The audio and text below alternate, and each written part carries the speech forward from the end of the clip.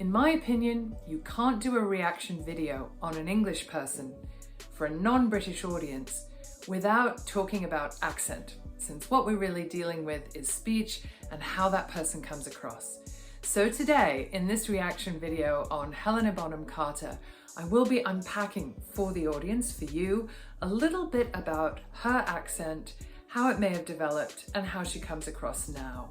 Now, there's nothing very startling about her accent, so we're also going to be looking more in depth at the personality that comes across in the interviews and a little more about her as a person.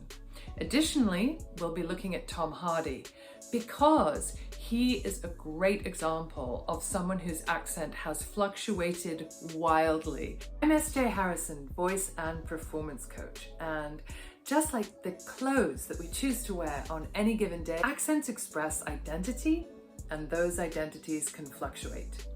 Before we go on to the world of Helena Bonham Carter, I just want to tell you that I am super excited about my new podcast. It's called On the Breath, and in this podcast series, I will be interviewing a diverse range of professionals from all over the world. Not only is what they do diverse, but also the voices are as well. So please check that out. The videos will be on the YouTube channel, and links for that podcast and everything else are below this video. Remember to like and subscribe, and let's get on to... And basically, when I get dressed, I dress up. I guess I sort of treat it like a costume, and I think most of us do as women. We sort of buy something, and by putting something on, you think you're going to transform into this different become a thing, different and then you see the photo and you realise you haven't. But in your head and in your mirror at home, which is dully lit, it's true, it looks fantastic. So what's the story with accent? Okay, so I'm going to go on a little riff right here about accent and how it changed in Britain during the 80s. If you want to just hear about Helena, do skip ahead. Well, obviously accent is an identifier, and in Britain it has traditionally been an identifier of class. And class exists in many, many societies and is expressed in different ways. Now, as Britain moved into the modern age and just kind of continues to progress on and be a very modern country, there are changes around accent that I think are really interesting to note. And I think that part of it started in the 1980s, when you had a lot of traditionally working class people moving into fields such as banking and building and real estate at a high level. So now these were people making a lot more money, and they brought their identities and their accents into banking and to places like that that had traditionally been reserved for upper class people. So what happened around that time, and I'm sure there were other factors that have been looked at anthropologically, was a regionalization of accents. So no longer did you hear the BBC voice, no longer did you only hear that voice on television and on radio. And in fact, you started to hear regional accents from all over the country. So what's the story with Helena's accent? I'm sure you're curious to know. Now, in my opinion, it probably hasn't changed very much since she grew up. She was growing up in the 80s, and in fact, the headshot of her that you're going to see in an upcoming clip is from 1987. And I'm also going to go on a little scavenger hunt for my own first headshot, which was from the early 90s, because it's really very similar. It's kind of in the same vein. She has what is controversially now called a received pronunciation. And it's controversial because it suggests that that is acceptable and nothing else is, and we can just scratch that idea, because of course that's not the case. Standard is another way of talking about it. Equally problematic, because it's suggesting that there is one standard and everything else is somehow falling below that. It's quite a common accent for somebody of her background to have. She comes from a well-known family. If you look her up on Wikipedia, you can see that she has many close relatives, great-grandparents, grandparents, who were involved in various aspects of government, and her mother was from a Spanish and a Jewish background. Now, the one thing I do hear in Helena's speech is a slight regionalization. So while she has a very standard English accent, meaning there's very clear articulation, a bit like mine, although mine's a bit different, very clear articulation through the consonants and has rather round vowels, she also leaves off the ending consonants, as I do a little bit, and that's the London sound. So the regionalization has affected her accent as well. And I have to tell you, there are people who I know from drama school who at the time had very standard accents, but when I've seen them again many years later, they've moved into having a greater regionalization within their accent, and you can hear the London in their accent. So this is the way in which people are moving away from class and moving into regionalization. It looks fantastic, and but then all these magazines that take photos of you, they are out to make you look horrific. Horrible, yes. Yeah. Yes. And then, but I tell you, if you come to my home and see me in the room and in them, and Tim's got an eye. So what else do we notice about this clip? She's very natural here.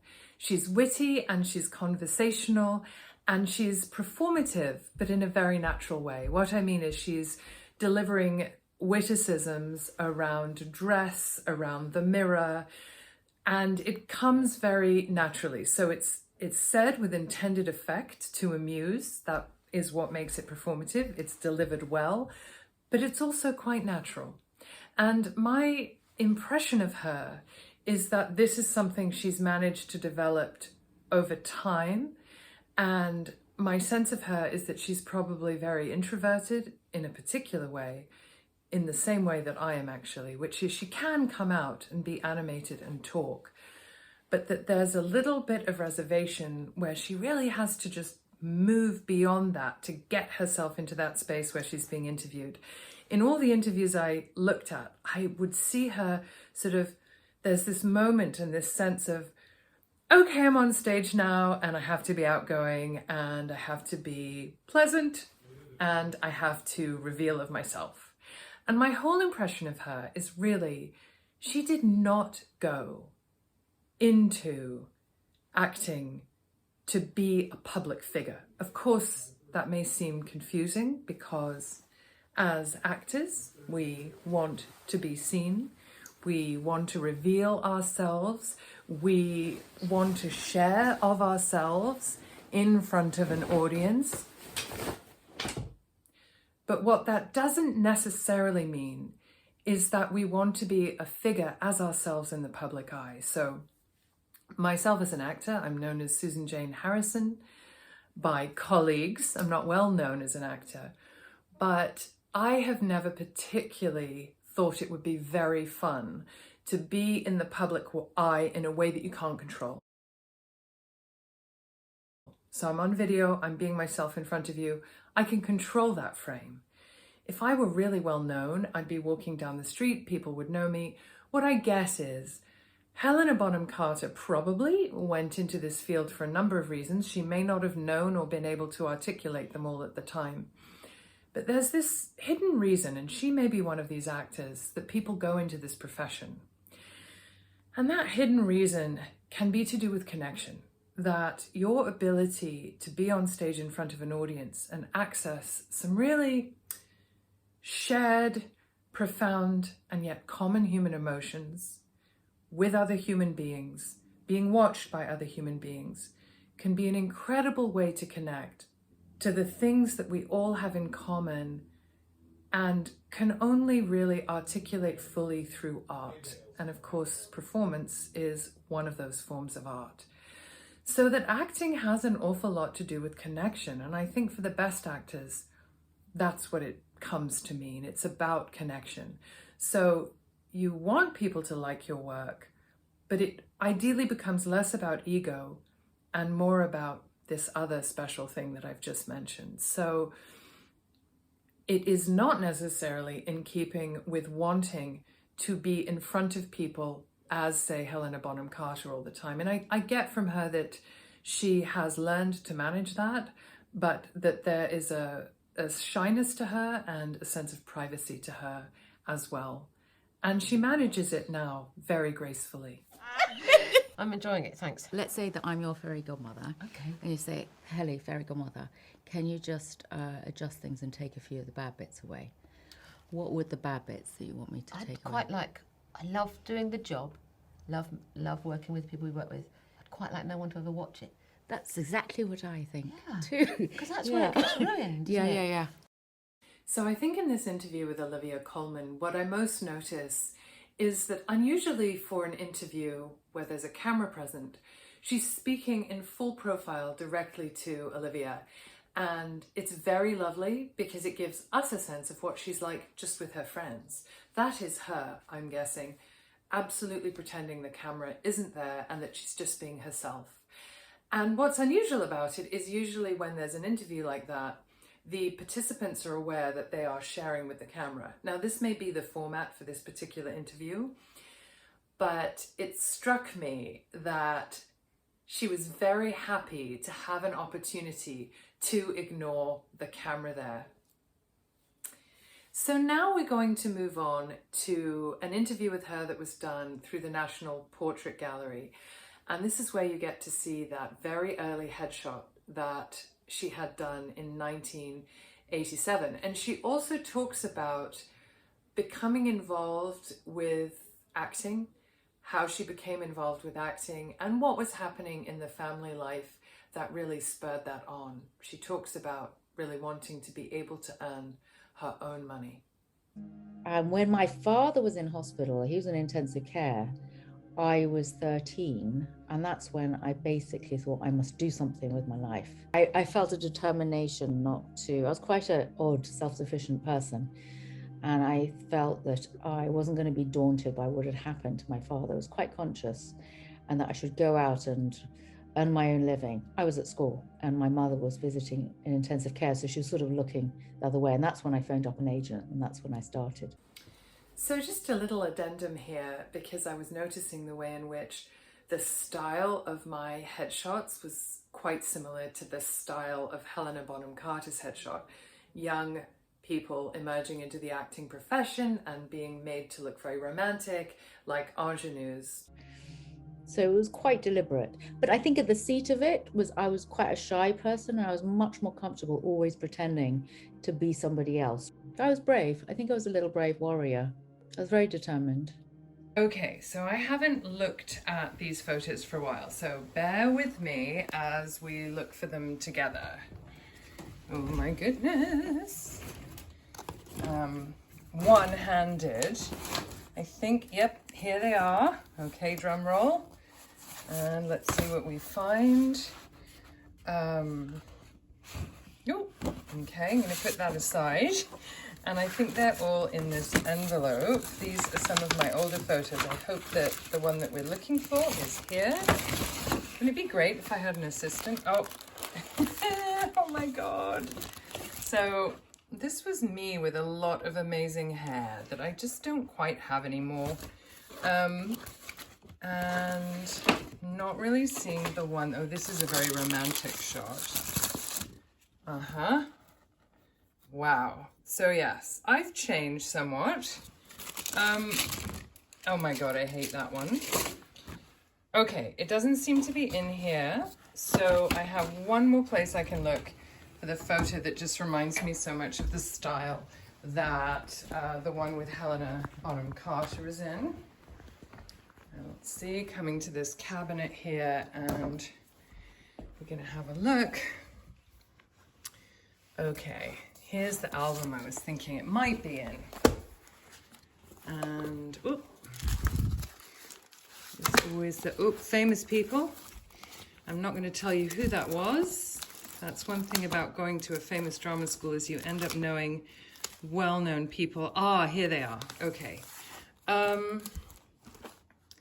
That's one of them. This one. That one. That reminds me so much of the style of her photo, don't you think? Yeah, it's particularly that one. Really romantic, really kind of Wuthering Heights going on there. I mean, that's sort of a smile. This one is really nice. I bet I didn't like it at the time. Oh, here we go. I wanted to think of myself as terribly moody. Helena did not go to drama school. And I think that this is one of the interesting things. There can be a lot of debate about, oh, is it good to train, or is it better not to train, or is it bad not to train? And honestly, I think it only comes down to this. You can see from Helena Bonham Carter's early work that there is a certain opaque quality to her acting that allows her to be a bit of a blank canvas on which the viewer can project their imaginings. Now, this is a part of acting that can be quite effective, but it's also a little bit monotone. And she improved hugely through experience and over time. And so I would say that the only difference we sometimes see with people entering the profession who've had no training and people who have is that in the first few years, the people who have are better equipped and possibly have more range and control over what they're doing. But by the time those years have passed, those same two actors, it's just about the actor, because experience is also a great teacher. Now let's have a look at Tom Hardy and his attitude towards his own fluctuating accent. Is Tom Hardy's accent mellifluous, I'd say at best, as a collage of places, people, things, feelings. It's irrelevant. If you understand me, that's all that matters. Do you know what I mean? It's a hybrid of wish fulfillment and shame. I think I'm bourgeois, middle class, posh, middle class twat. Really. And I affect it with all kinds of interesting variants in order to make myself seem interesting. For some people, accent is like a delicious savory dish that you can taste and savor in the mouth and then pick up another dish and taste and savor that dish. So this is how I'm framing Tom Hardy's tremendous flexibility with accent, and also that he retains the accents that he's worked with as an actor. And so his own accent becomes just kind of a wild amalgamation of these different lives and experiences that he has entered through accent. As I said, I have my own experience of my accent changing depending on who I'm talking to. I find that if I say certain words, I just can't say them in an English accent, or I can't say them in an American accent. And this is to do with my own particular background, being from both of these countries and having had different times in my life where I had to speak a certain way because I was teased if I spoke in an English accent, or I was teased if I spoke in an American accent.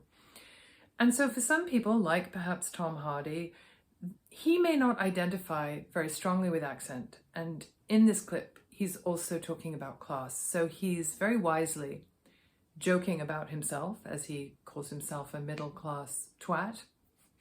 And he's saying, look, I'm not trying to get away from who I am. This is who I am. But, you know, accent changes. Who cares? And so I think it's a very wise way to deal with what happens to him. I would be very curious to know how he experiences this internally, and we're really not going to know that. But this is something I wanted to share with you as something I can personally relate to, and as an example of someone who just is not basing his own identity in how he speaks. Please check out my podcast because I am so excited by it. Though I do videos, I'm somebody who's very auditory, and I absolutely love listening to podcasts. If you're someone who wants to see as well as hear, this is my YouTube channel. You can do that. You can see those interviews. If you really like listening when you're perhaps on a walk, do check out the podcast page and subscribe to that. Leave a review if you like it, because that really helps it to be heard by other people as well. Here's to unlocking your performance power, and thank you so much for watching today.